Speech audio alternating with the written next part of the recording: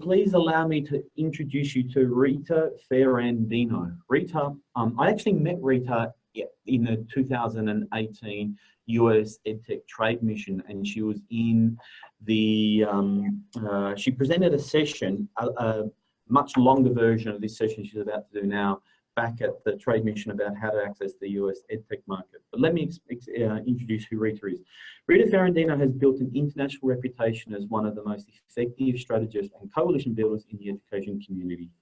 She's a recognized STEM education expert and authority on education policy and politics.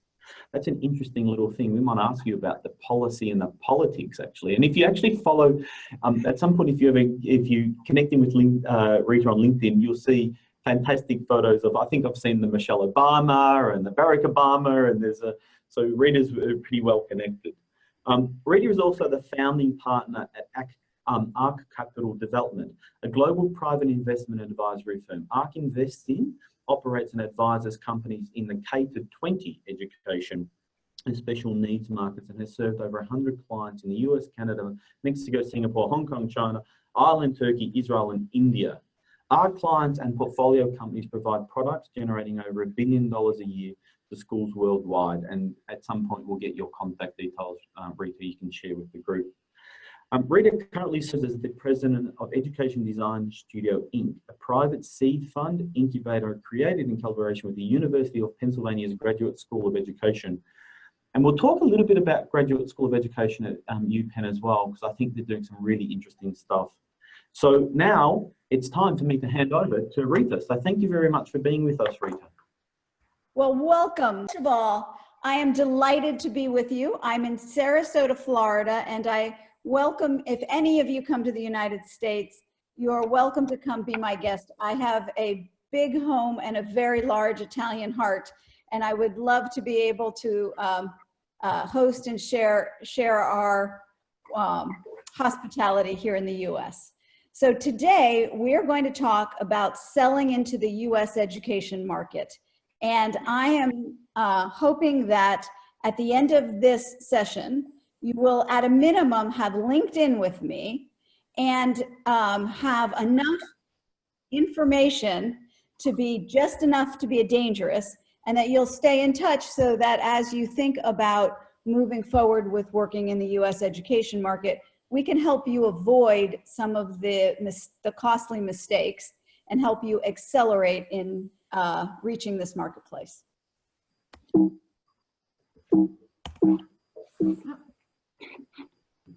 Just a quick note about ARC Capital. We're a private investment and advisory firm. We work exclusively in the education and special needs market. We have been working in just education and special needs in the US and abroad since 2004. We have deployed $8 million of venture money into companies that are looking to innovate in education. We've had 6 exit, and we have affected over 10 million students who are studying online here in the US as we speak. I'm Rita Ferrandino. Take down my name, link in with me right now. My expertise, and the reason that I'm the one here with you today, is because I have spent a lifetime working in education in the US. In particular, I've always worked with companies in innovation. I spent 20 years working with the big textbook company here in the US, really felt that they were not able to take advantage of technology as we moved forward with the use of the devices in the classroom, and decided to start ARC Capital. So I come with very large, big industry background, and then we have been working with over 150 companies over the last 15 to 18 years in helping them grow their businesses. What we're going to start with is talking about the sales channels in the US and the options that you have. So this is a really important slide for you to understand. Here in the US, companies in education fall into 3 buckets. You've got the companies that over here to the left they go from idea to 1 to 3 million in revenue.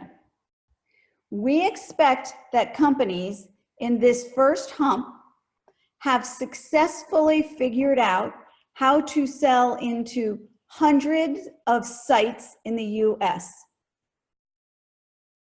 The next hump is companies in the 8 to 12 million in revenue. And the expectation here is that when you are in the second hump, you are in thousands of sites and you're starting to be in multiple channels of distribution. And then in the right-hand column, the 25 to 40 million dollar companies, there's an expectation that you'll be in tens of thousands of sites. You'll be in, you'll have a sales process that's regional, and that you are in the last hump have multiple channels of distribution. The reason it chunks out like this in the US is because of how our system works. And I just put the red numbers up. Our research shows that for a company that is successfully able to get to 1 to 3 million in revenue in hundreds of sites in the US, in order to get from 3 million to 8 million, it requires an investment of $1 to $1.5 million to cross the chasm. Same is true going from 12 to 25 million. The reason for that is in the US, you can't drop enough money to your bottom line to invest in the product innovations and the sales force development that you need to jump the chasm without taking in external capital. So I'm just going to give you a little example of that. So can I ask something, Rita? Can I ask you a question there? Do you have a sort of a gut feeling, and I know this is almost an impossible question to ask, and I probably should have prepped it first, but do you have a gut feeling for the time frames that you think investable companies need to be on to sort of, I think it's, I make the point about investable versus the standard. Do you have a time frame of what sort of investable companies should be moving through these chasms? So the hardest we have here, David, is the getting to the 1 to 3 million in revenue. Yep. That is what takes the longest for early stage companies. So what we find here is that companies will be able to get themselves to 200,000, 300, sometimes 400,000, and they don't have enough runway to be able to invest back in their companies to get to the 1 to 3 million. So the hardest part is getting yourself to the 1 to 3 million in revenue. Yep. Once you get a company to 1 million in revenue, you usually have developed a scalable processes enough that you are able to get yourself to 3 million just by doing more of the same. Yep. The reason you don't have the ability to jump the chasm without some kind of additional investment is because you can't just do more of the same to get from 3 million to 8 million. That chasm always requires investment in product and an investment in building out additional distribution channels. So, Okay. does that answer your question, David? I think so. I think what it, yes, it's sort of seeing the major milestones in the business development. I guess there was the question in my mind, that's the one that I get a lot from EdTech founders and entrepreneurs, is how am I benchmarking my development? Should it take 2 or 3 or 4 or 5 years to get to that $3 million worth of revenue? Should it be faster? Should it be slower? Do you have a bit of an idea of what you think the benchmark is for an investable company if you're going to invest in it? I think we're going to talk about that in just a few minutes. Perfect. All right. I'm preempting your slide. Sorry, go ahead. So what I'm going to say to you is that it sometimes takes companies from idea stage to getting to 1 to 3 million. Sometimes it takes them 3 years, sometimes 4 years. Once they have $1 million in revenue, if they've got an efficient sales process, they can get themselves to 3 million. Series A funders here in the US really want you to be in the $1 to $3 million category. And it's not terribly hard if you've got really good metrics to be able to get the seed money you need, their Series A money, to jump the chasm. So going from the first hump is not very hard. What's hard is getting to the first hump. Okay. Okay? So just quickly, here in this first hump, we expect you have a single sales process. Learn to do one thing well. So sell to one customer, have a replicatable sales process, have a lead generation machine so that you can demonstrate here that you have a single sales process that's effective. In the first hump, you still have everybody doing everything in your company. We don't expect to see a lot of specialization in that first hump. And we expect that you're doing a lot of logical guesses in order to figure out how to sell. It's okay to make logical guesses, react to opportunities. It's not till you get to the second hump where we're expecting you to have multiple channels of distribution, specialists start to form in your company that have specific tasks that they're doing. So you get a marketing department, you get a customer service department. That tends to happen here in this $8 to $12 million. And here we're expecting you to opportunistically drive and lead the market. Okay. All right. Can I move on? Yeah. Good. Okay. For all of our guests on this webinar, this is the most important slide to understand. Can I just stop for 1 second, Rita? I've actually had a question on the previous slide, which I think is incredibly important. I just want to go back to it. And I do want to bring it up. We just had a question here about, for a global company, are you looking, these numbers that you're representing of 1 to 3, are you talking about US domestic sales? Or are you saying sales for the company globally? Globally. Okay, thank you. That's just the clarification. Okay. So let me just explain why that is. And that is, so if you have $1 million in revenue and you're operating very efficiently, typically you're only able to drop to your bottom line, if you're lucky, 10 or 20%. So on $1 million in revenue, you don't have enough free cash to be able to invest back in, to be able to get yourself to the 1 to 1.5 million fast enough. Okay, that makes good sense. All right, sorry, moving on. Okay, most important slide. What we really want you to do if you're going to sell into the US market, I want you to take this slide, I want you to blow it up, put it in your office, put it in front of everyone. This is the slide.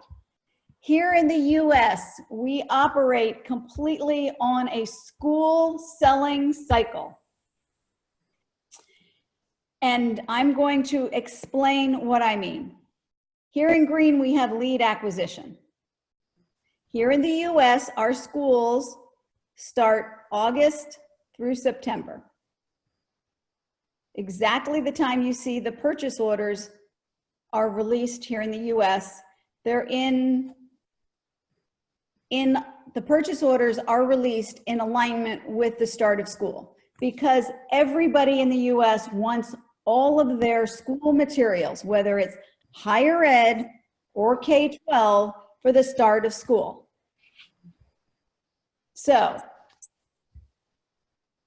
in the US, leads are acquired in the fall of the year.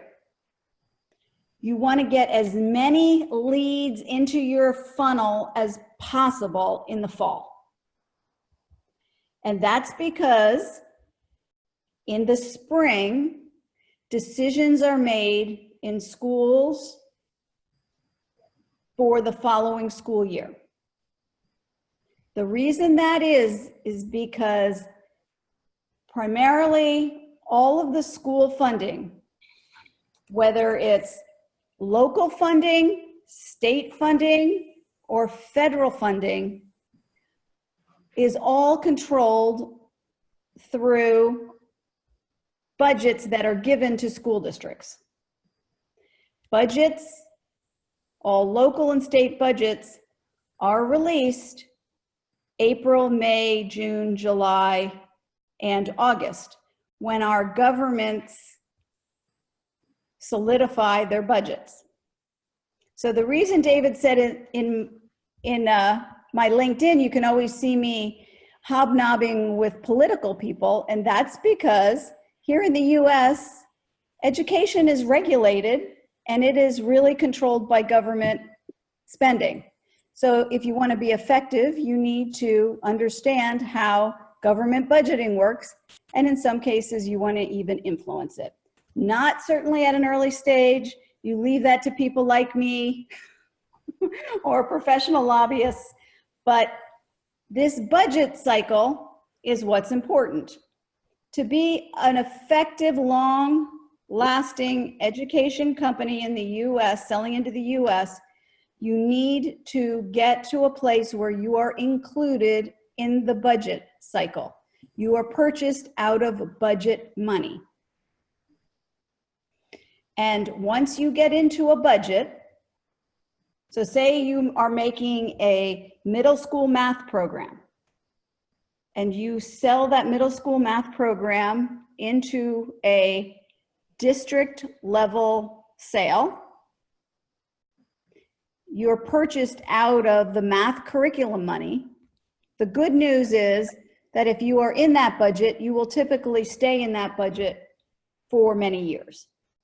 The difficult part is getting into the budget. Okay, the reason the decision-making cycle is right before the budget cycle is because people decide on what it is they want to use, because they have to be able to tell the school officials to put it into the budget. If you miss this budget cycle, you have to wait a whole year usually to get back in. Okay, once the budget has been approved, then they release the purchase orders. And that is why in the US education market, you have to follow this so closely. So I can look at almost any company selling into the US in the end of December, and I can look at their pipeline, and I can tell them what the likelihood of their revenue will be for that next year just by looking at their leads in their pipeline.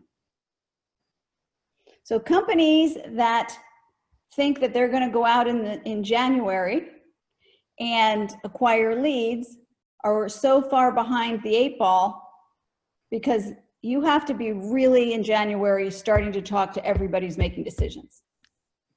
Okay, now let me tell you a couple stories. Everybody in your company owns this cycle. So development owns this cycle as much as your salespeople own this cycle and your marketing people. So in the fall, your marketing department does everything they can. You put all you can into trying to acquire leads. That's why in the fall, the Math Association has 4 regional meetings in the US. And that's because they understand companies need to acquire leads. So they have 4 regional meetings that companies go to. And then they have, in March every year, their national meeting. And that's because companies will like to go to one place to meet all of the decision makers they're trying to meet. So you set your marketing program up to match this. So development owns this just as much as I said earlier. So I'm going to tell the story of my business partner, Kevin Custer, ran a company, Alexandria. They were doing, it was an online library tool. And his development team said, no worries, Kevin, January 15th, we've got the new version with all of the new features. It will be ready for you to take to all of those leads you have in your pipeline. Oh, sorry. Well, January 15th came, and guess what? David's smiling. He knows what happened. I've lived this life, Rita, so I feel I know the story already. So just have a small bug. We cannot release it. 30 days. We'll have it ready for you February 15th. No problems. You can take it to the Florida Education Technology Conference with you. It's the height of the decision making. You'll still be okay. Well, Q&A didn't come out of Q&A. February 15th went to March 15th, went to April 1st. And what do you think happened to the company? By April 1st, he had lost an entire selling season. He had promised his investors $1 million in revenue. He had to go back to all those investors and say, I am going to not be able to make it. We are going to have to close our doors. And the developers were all saying, but it was only 90 days. 90 days in this market can tank your company. You have to pay attention to it. Can I jump and ask a question as well there, Rita? Do you have a bit of a gut feeling for, on companies that you're investing in, what sort of conversion rate between lead and purchase order you sort of would like to expect for an early stage business? Well, we can do another webinar on that sometime, because we do have methodologies around that, because it's really important to be able to have marketing qualified leads. If you've got a good market qualified lead system, we think you can close 1 in 4. Okay, 25% conversion rate, okay. If you do not have a very strong system for your lead acquisition, it can be 1 in 8. Just because I feel like this is becoming a David and Rita conversation, I do have a question about it actually, because it's the one that I get all the time. Do you have a gut feeling for marketing qualified leads versus sales qualified leads, and which one you're more interested in? I think that for early stage companies, market qualified leads is really valuable, because it gives them a way to quantify and look at their leads objectively.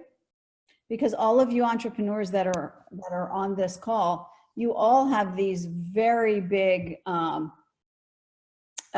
you know, you sometimes think that everybody loves the product and are going to buy it, when realistically, because you're the founder and and they know that, they don't want to tell you the truth. Okay. All right, cool. I'm very conscious of the fact that we're slide 2 into and we're about halfway through our time allocation. But this is the most important. Okay. So any other it's really key to understand this. We'll come back to this again and again. Okay. Here in the US, this is a snapshot of what our schools look like. So we have 53 million students in the US, of which 5.4 million are from private schools. So the bulk of our student body are in public schools. We have 115,000 schools, only at which 20,000 are private and 7,000 are charter. And then we have 3.8 million teachers in that many districts. Okay, here in the bottom box, 58% of the school district student population, 58% of the students in this country come from less than 9% of the districts. That means anything in this category we call them whales. And you go after selling to them differently than you go after these very small districts with very small populations. And I'm sure in your country, you can think pretty quickly of a couple of whales that you have, and then the medium-sized school districts, and then the very small districts. So the reason this is so important is you have to know who you're selling to, and the size of the school district is really important, because they have different decision-making authority and they operate differently. So for example, in Florida, where I live, the state I live, we only have it's the third largest state in the US, and we have only 67 counties. They are all 67 are Wales. My school district has something like 52 elementary schools. So each Wale operates differently. So the blue area is you're able to, if you're in a school district of 2,500 students to 5,000 or 5,000 to 10,000, you're often more able to have access to a superintendent or a higher level district level person. There's less bureaucracy between the administration and the teachers. Teachers have more influence and ability to talk to district leaders. Here in the white, they're often the same people. And so the story I always tell here is, in the white, I was the CEO of a science company. I got a call from a small rural district in Texas. The superintendent wanted to talk to me about buying elementary science. I called and I literally got the secretary who said, "Oh, Earl is out changing the oil in the bus." Because Earl was not only the superintendent, he was the elementary science teacher, and he did whatever needed to be done. And I bet you he probably drove that bus if it needed to. Okay? So I, as the CEO, was not going to go get on a plane to go visit Earl. And in contrast to that, in the lower bar, I was the CEO of an elementary science company. Florida had a science supervisor meeting where all 67 science directors who make the purchasing decision get together. And I thought, well, this will be terrific. I'll just drive over to the meeting. I'll spend the weekend with the supervisors. I will tell them all about my wonderful product. And so I got there, and at the opening session, they were very nice to me. They were very happy to have me as their guest. The opening session, they said, and for this evening's entertainment, we have a bus coming to pick everybody up because Harcourt Brace Publishing Company has rented out Animal Kingdom for the 67 of you. So you can have a private tour of Walt Disney's Animal Kingdom and a meal afterwards with the scientists. And I laughed because that was a far cry from what I was going to ever be able to offer. When you are trying to sell to whales, whales have an expectation of that. Now, David knows quite a bit about this, and he can give you many, many more stories about this, right, David? Absolutely. We have a similar sort of thing in Australia. We don't have quite that corporate hospitality in the Australian school sector because we go school to school to school, but certainly I have worked for a US software vendor where we were renting the bus. So I've been at the other side of it. So this will help gauge you when you're targeting where you're going to spend your time and then your sales strategy for going after it. Okay, this is a very quick little tool for you to be able to use. In green, you will find that these are the upper level decision makers in a school district. A district superintendent, a superintendent, assistant superintendents, CFOs, CIOs. These are the titles that you will see. And you should understand that if you are trying to sell something to a district level superintendent, It will be a consultative sale. It will have a field component, meaning you will have to go visit them, and it will typically take 6 to 18 months to be selling to that level of administrator in a school setting. And this is the same in a higher ed or in a K-12 situation. They have slightly different titles in higher ed, but it's the same kind of hierarchy. In gray, this is where you find school sites. So you've got a district, and then underneath the district, you've got, schools, and then you've got some people that help to make decisions that support schools. And those titles are library or media coordinators, instructional directors, associate soups, special ed, and all of the people in gray of these titles will expect, they have needs they're looking for solutions for.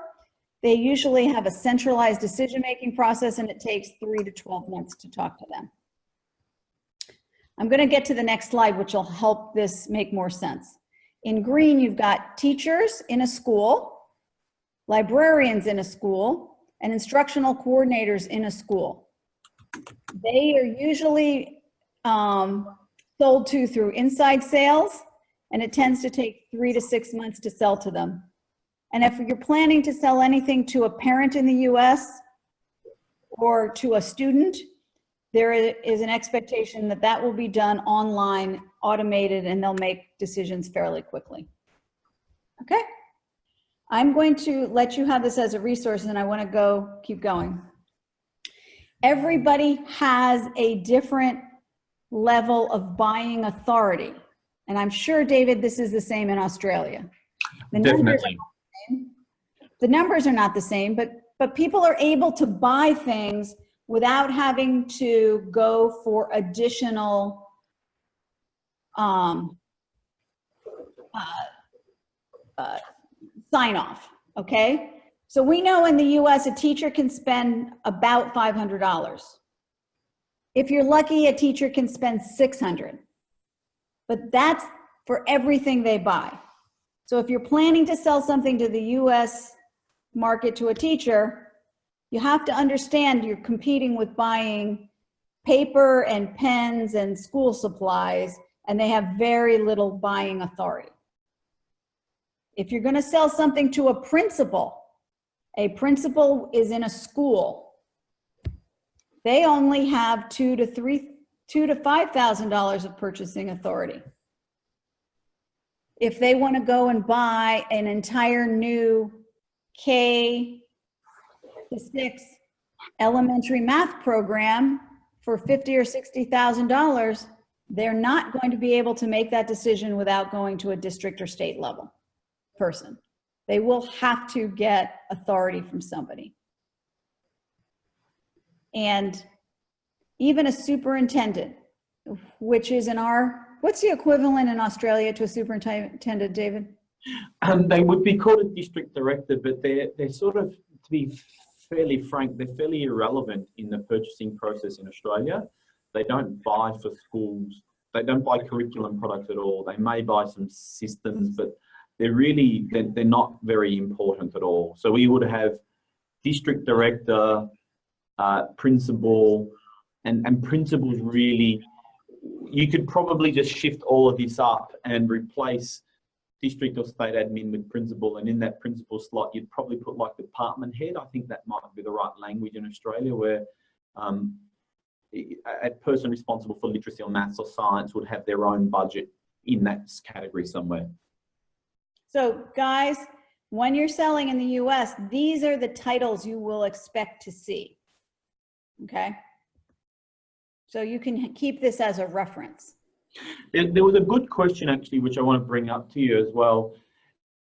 Do you see that you need, for example, to sell at the district or state admin level, do you need to have got principal and teacher buy-in first, or can you come in there if you're doing a relationship sell from the top? It depends on the size of the district. Yep. So in the small districts, having that kind of support would be helpful. In a place like Sarasota County that's making a decision for their 52 elementary schools, it doesn't matter what a teacher thinks or one principal. It's not enough to be able to sway something. Okay, thank you. Okay, so this is, in the US, the purchasing authority for content and curriculum. We spend about $12.5 billion in content and curriculum in the US. The shocking part for many people is that teachers have a very small purchasing power. Librarians have an even smaller purchasing power. School administrators, that means at a school level, like a principal in a school, has a very small amount. Most of the buying power is at the district level. Okay, questions about that? There are none in the Slack, but it makes some sense that this is a top-down purchasing and selling process where I think Australia, we would flip that picture, certainly for curriculum products. Mm-hmm. Yes, it's... Didn't we say, David, when we were, I think when I was in at the consulate in New York, that your market in all of Australia is equivalent to the buying power of one state of New York? Somebody's actually done that work, and I can't remember which one it was, but just to put in context for you, which I think most people in this call would know, is that in essence, we have 9,500, maybe nearly 10,000 schools in this country. About 35% of them have less than 200 students. Schools make their own purchasing decisions. They typically don't rely upon any central purchasing process. The exception to that might be tools, like if there's an administrative tool, they may make those global decisions. If it's like a learning management system or a library management system, they may make those. But the reality is if you're pitching a literacy tool or a reading tool or a numeracy tool or whatever, you're going to be pitching it to the school level.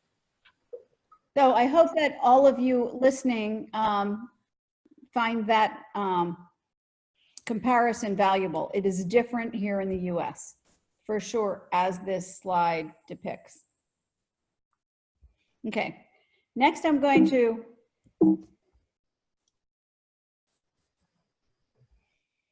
talk about channels of distribution. Here in the US, you can have direct sales and you can have indirect sales. Direct sales is when you as the company are responsible and driving sales yourself. You can do it online. You can do it via telesales. That means you get leads coming in and somebody calls you and you pick up the phone, or they email you and you respond. You can have an inside sales organization, which is proactive, and basically you are using the telephone primarily. And you can have field, which means you go out into the market to do selling. Indirect is our reseller channels, our VAR channels, and our independent sales reps. And it is important to understand that many companies see it as advantageous to just work with an indirect sales organization if you're not here and you're not interested or able to build your own US-based sales organization, which is legitimate and people do effectively. However, there is an expectation that anybody you work with in the US, that you are giving them a roadmap to success in selling in the US. You cannot expect that a VAR or an independent rep or a reseller is going to figure out how to sell your product for you. They will not. You have to have the messaging, you have to know who to target, you have to figure all of that out, and when you have figured it out, then you can find the right reseller that can represent you. Okay? So it is not, you cannot just shortcut anything through an inside sales, an indirect sales channel. You still have to do the work here. I've got a couple of questions that just back before we move too far from that content, Rita. There was a question about the complexity of getting superintendent meetings. How complex is that process, do you feel? It's in a smaller district, it's a little easier. And it's about having a value proposition that demonstrates that you have a solution to a pain that they have. It's as basic as selling to anybody else. Okay. And the other one was, do you feel like there are any sort of standard prerequisites that need to be in place before you even consider trying to pitch your product into a sales mode in the US school district? And I'll give you the example. Here in Australia, sort of a default standard is starting to become the GDPR rules of Europe. You know, if you're compliant with those, you're compliant with the privacy rules here. Are there those sorts of standards or prerequisites before you even start thinking about accessing the US EdTech school market? I think that what we care a lot about here is data privacy. So you really will have to prove to anybody, if you have a technology or an interface at all to anything that manages student data, you really do have to have that aligned. And a few years ago, Rita, there was a pledge called like the School Student Data Privacy Pledge. Does it still exist? It does, and people take it really seriously. What's it called? Can you know the name of it? Go under the Software and Information Industry, SIIA, Software and Information Industry Association Education, and you'll find it. Data Privacy Policy. And have you got just before we move on, I know I'm very conscious of time. Do you want to talk very briefly about the Data Privacy Pledge? So basically, school districts want to know that you have made a commitment to the standards that have been outlined to keep student data secure. But it's almost like a voluntary code, isn't it? It's not like a legal. You're not contractually agreeing to it. You're saying our values as an organisation are that we are going to do these things and we'll always treat the data in this way. Is that my understanding correct? Correct.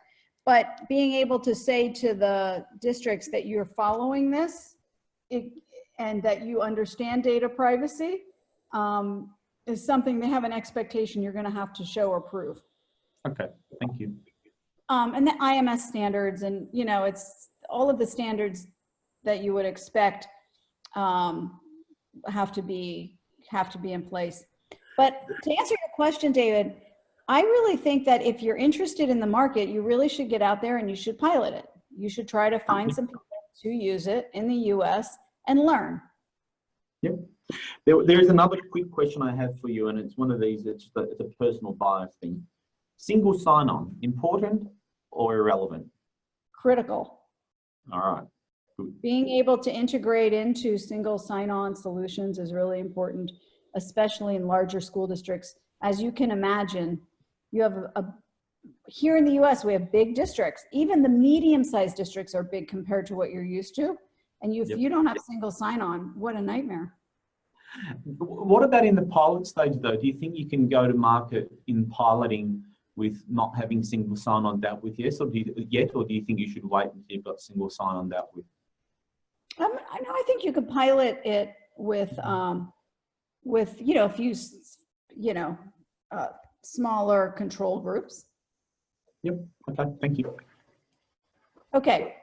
This is a chart that will help you to determine sales pricing. And for some of you who are already in the market and selling, this will be more helpful. For others, it'll be a reference as you get there. On the left is your indirect channel, and on the right is your indirect channel, and your left is your direct channel.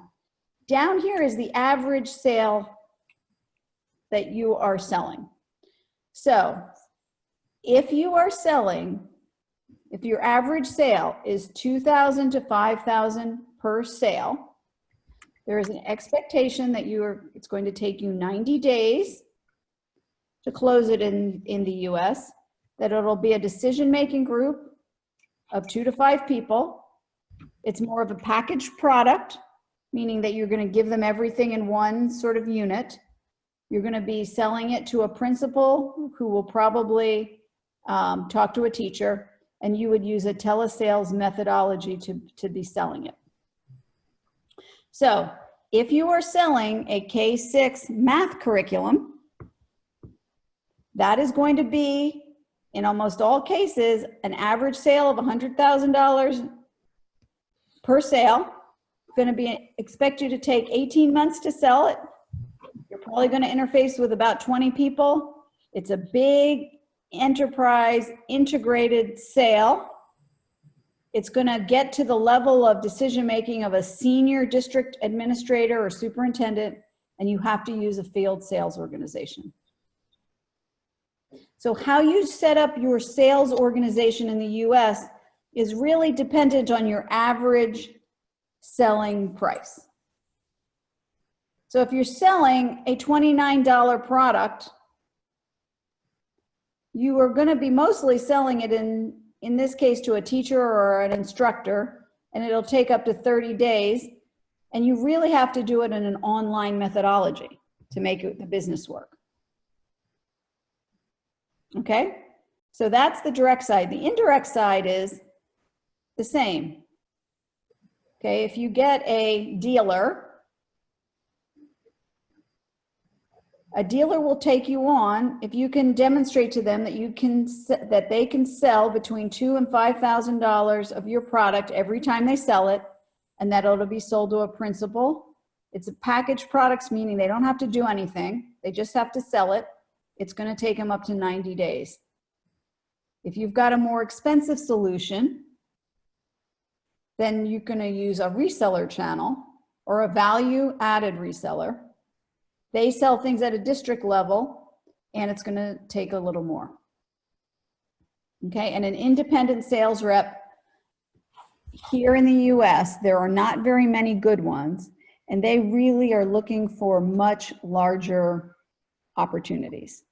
You cannot go to an independent sales rep looking for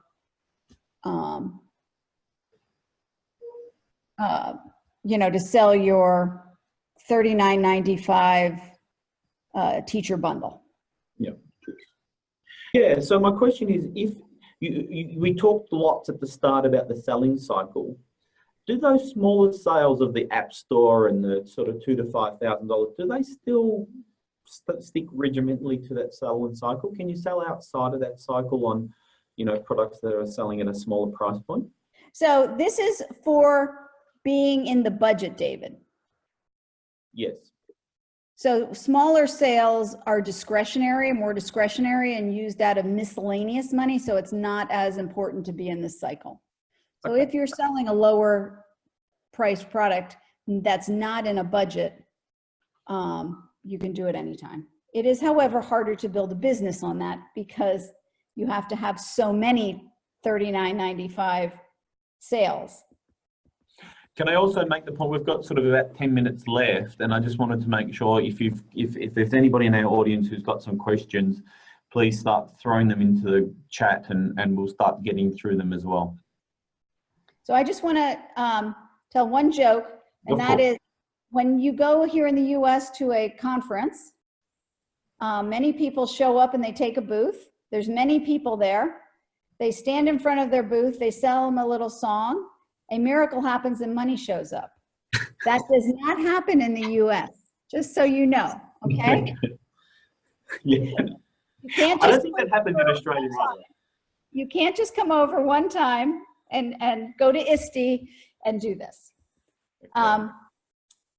This slide just tells you how we expect you to be able to build your sales cycle, okay? So you get your first paying customer. This is people who write you a check. One customer writes you a check and you can say, terrific, it can be built. Then we look for you to get the next 5. And the next 5 paying customers are telling us, okay, you have an MVP, Now let's see if it'll be used. Okay. So we want everybody in the US to get 5 customers and then move from getting 5 customers to 25 customers. When you get to 25 customers, you start understanding that you have a value proposition, you understand who cares about what, you're starting to get an understanding of price, you're getting a draft of your sales process and specs for what's going to actually need to be in the product. When you get to a 25 customers to 100 customers, then you start having a sales process in the US that we think actually has some meaning. It's not until you get 100 customers, and this is school or district customers. This is not teachers, right? Once you've got a replicatable process that you can go out and get 100 people to purchase, you're starting to understand it. Then we expect you to be able to go from 100 to 250. And when I do the selling, the funding in the US education market, we're going to use this slide again because this is the metric that investors are going to look to as well. Okay? Okay. Here in the US, a typical sales process looks something like this. Leads come in through cold calls, through referrals online. We often set appointments, then you can give people a demo. In some cases, it's appropriate to use a trial system and attempting to close.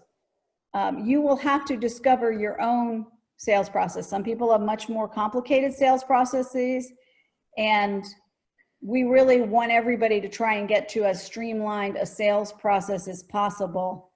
Once you have this understood, then you can go to your resellers and your VARs and have a much better chance of success. Okay, so we finished in time so that I am able to answer questions, David. Fantastic. As questions come in, I'll read them out. Firstly, I need to say thank you very much, Rita. Again, you've impressed me with your detailed knowledge of the K-12 school market. It's fantastic. So thank you for sharing with the growth community. I'm now looking at some questions. So let me have a quick question. So essentially, there's a question that's been asked here about if you can go back to one of the slides that showed acquisition stages. No, back one. That's it here. If your customers, no, one more. That one. If your customers are non-US, do you need to start again in the US for thinking about US capital markets, or are they interested in the US market or the global markets, or vice versa, or both? Yes, this is for the US. And that's because we know that given the size of our market, that it really takes you being able to do the sales process to get 100 customers till you really understand anything. We really know. It's really about knowing and understanding how to sell here. Okay. I've got some broader questions that we had some people asked in preparation for this session. So I'll ask them whilst people are thinking of any other questions they may want to ask. I guess there's a broad question in my mind about what change or pattern have you seen in purchasing for schools over the last, 5 years, 10 years, whatever time frame you like. Is there a technology they're looking for? Is there an outcome they're trying to focus on? Is there a change in the way they acquire products? I think that technology has really changed the game in the US, and it's what's causing a lot of the need for reform in education here in the US. I think that the real opportunity in the US is really around being able to have products that can allow data to be used to inform and improve education. I think that in the US, you really have to meet the technology standards in a school district, which means you have to understand how you're going to be able to integrate into or be able to be used in the school districts here on the technology that they have in place. Does that answer your question, David? Yeah, it does. It does. I'm going to ask a leading question for myself, really, and that is, what's the current thinking in the US school market about things like artificial intelligence, machine learning, and are they acquiring these tools? Are they staying away from them? Are they interested in them? I see a lot of, I think that every major US company today is thinking about how they have to add AI into their offerings. So I think it's starting to become a necessity for all companies to have some AI technology development as they develop their future products. Do you have a question? Do you have a thought pattern on Spanish material versus English material, and whether it's important? Yeah, I think that you have to have the ability to have all your materials translated. Frankly, most people can get away with the Google Translate kinds of translations. So, I mean, there are ways to be able to have your products offered in multiple languages, and it doesn't have to be cumbersome. Do you have a sort of, again, just a quick comment on bring your own device? Is it everywhere, or is it stopping people changing their thoughts? You might want to stop your slides too, Rita, and that way we can see your, you take up the whole, because it's, there we go. Maybe you can end. There we go. That's a bit better. There. So, bring your own device. It's almost ubiquitous. The fact of the matter is, students in the US, even in the poorest school districts, have access to phones or some kind of device. Do you have a gut feeling for what the sort of policy settings are around what the big problems in K-12 schools are in the US that technology is being looked at to try and solve? So social emotional learning is one of the biggest, most important things that they're grappling with in the US. School safety and school security is really important. You know, you've got your basics. People want improvements in math and reading, and everybody knows that, right? But I think the new things is sort of the social emotional learning and the school safety. And there's much more of an appetite for parent engagement than I've ever seen before. What do you mean by school safety?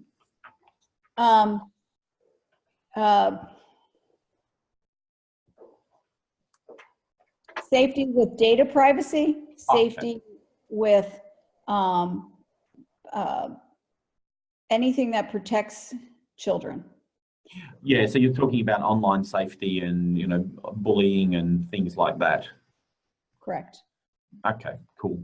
I think they're probably the majority of the questions that we've got, actually. So, and I think we're actually a couple of minutes over time. So again, I'm going to thank you incredibly from me and from the educator community for sharing your expertise with us. The slides that you've used will be available. We'll make them available to everybody who participated, and we'll also cut the recording up into something. If you missed something, you can go back and you can watch it again. So Rita, thank you very much. I'm delighted to have all these new friends. So please link in with me so I don't lose you. It's for myself, this is the joy of being able to do this work, is to share it with people around the world. And I wish you all the best, because any of us, any innovation we can bring to the children of the world is very important for our future. So I thank you, and I look forward to many visitors here in lovely sunny Florida. David, thank you, and I will talk to you all again. Thanks, Rita. Bye-bye.